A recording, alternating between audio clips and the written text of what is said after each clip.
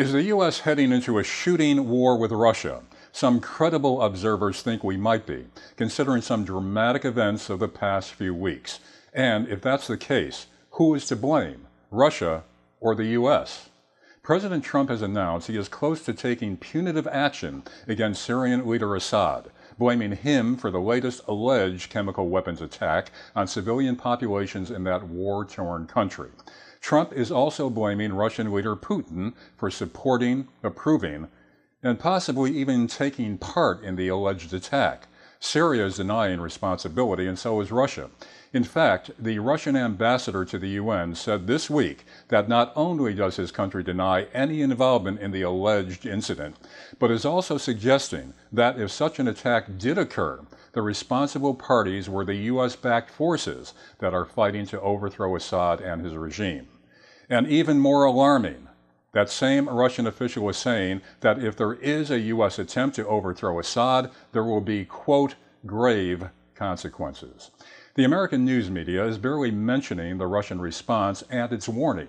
And if it is mentioned, it is spun as an obvious Russian attempt to shift the blame away from itself. So how credible are the Russian and Syrian denials of responsibility in the alleged atrocity? What are the signs that the U.S.'s public condemnations of Russia and Syria are being presented for ulterior motives, and more specifically, to provide a pretext and justification for U.S. military action against Assad? Consider the sequence of past and recent events. Now, a year ago, after an alleged earlier chemical attack blamed on Assad, the freshly elected President Trump launched a missile strike against Syrian bases. Remember that? And now, just last week, President Trump announced that he was about to end U.S. involvement with Syria and leave others to deal with the mess there. Now, less than a week later, comes news of the alleged chemical attack, leading Trump to blame Russia and Assad and calling the Syrian leader, quote, animal Assad, and stating that there would be a high price to pay. As of this broadcast, he is promising swift retaliation. Now, here's a big question looming over this escalating situation. Why would Assad intentionally provoke Trump to take action against him when Trump just announced that he was ready to withdraw American forces from Syria? What would he possibly have to gain from antagonizing Trump after Trump was ready to withdraw? This makes no sense at all. What makes more sense is this possibility.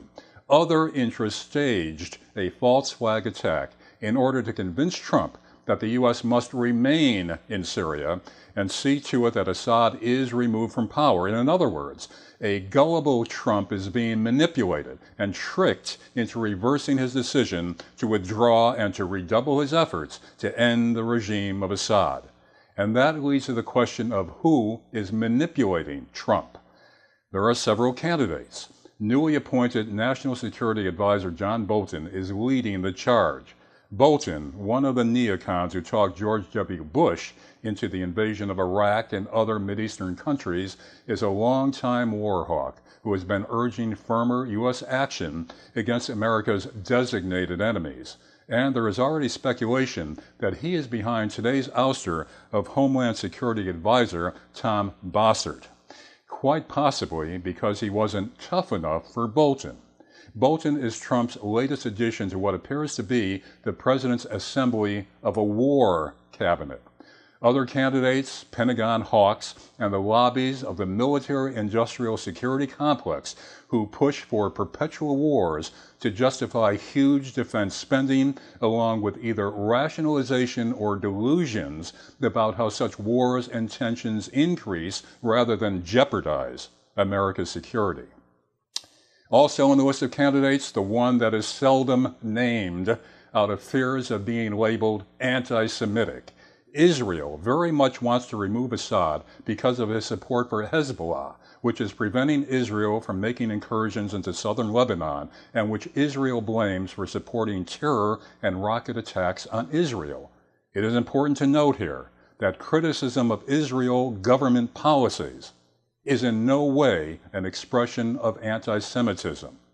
just as criticism of the U.S. government policies is in no way an expression of anti-Americanism or a condemnation of the American people.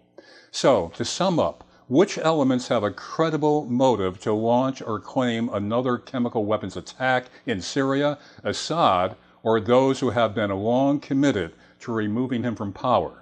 This is a story of utmost importance to us all, and one which we should be watching carefully over the next few days. For more information, go to credible alternative news outlets and commentators such as Paul Craig Roberts, Gerald Salenti, Truthdig with Chris Hedges, along with Truth Out and other sites which will at least give you food for thought and facts that are not being reported by mainstream American media. And as always, as we've been saying all along, don't automatically assume that any source is giving you the actual unvarnished truth.